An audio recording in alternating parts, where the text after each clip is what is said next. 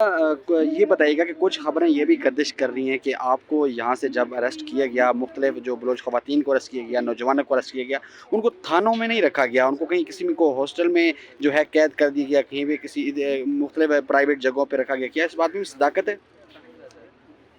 جی ہاں، ہمیں مختلف تھانوں میں لے کر گئے، وہاں ہمارے موبائل فونز کلیکٹ کیے اپنے پاس، ہمارے جیب میں جتنے پیسے تھے، ہمارے بھائیوں کے کارڈز، ہمارے بھائیوں کے موبائل، یہ سارے اسی ٹائم گر گئے جب ہم پہ لاٹھی چارج ہو رہی تھی. اور یہ دیکھیے یہ چیز نوٹ نہیں کر رہے تھے کہ یہ اسی ملک کے شہری ہیں، ان کو ہم گھسیٹ رہے ہیں کہ جیب سے کیا گر رہا ہے. ان کی جیبوں سے آپ یقین مانیے ان کے موبائل فونز گر رہے تھے، ان کی جیبوں سے اسی ملک کی شناختی کارڈ گر رہے تھے، یہ معصوم بچوں کی جیبوں سے 20 روپے کے نوٹ گر رہے تھے.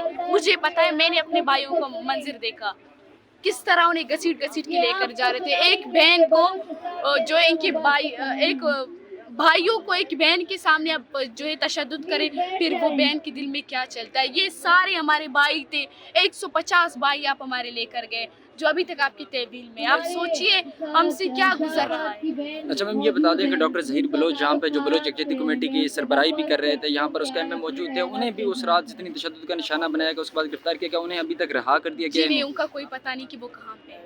اچھا، اور یہ بتا دیں کہ جب آپ یہاں سے پرامن طریقے سے یہاں پہ مارچ کیا جا رہا تھا، آپ پر اس سردی کے رات میں شیلنگ کی گئی، یہ گیس پھینکی گئی، اور سیاسی لوگ جو ہیں بلوچستان کے، وہ منظر یہاں پہ نظر تو نہیں آتے، لیکن آج گورنر صاحب یہاں پر آئے تھے، لیکن آج ہمارے لیے بہت آواز اٹھائی 2 منٹ میں آتی ہے.